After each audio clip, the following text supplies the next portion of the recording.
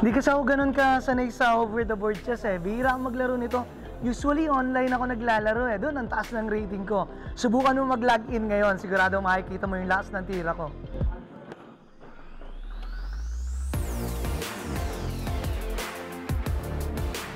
Sa totoo lang, ganito ko tinalo yung kalaban ko nung nakaraan eh.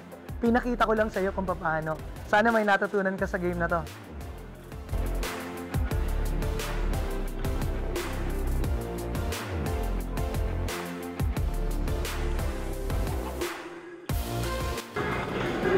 Nakakalimutan ko, may lakad pala ako ngayon.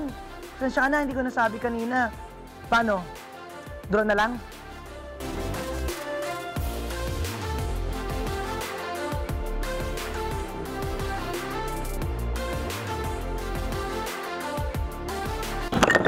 Ay! Sorry, nabuwal lahat ng pyesa. Hindi ko naman sinasadya eh.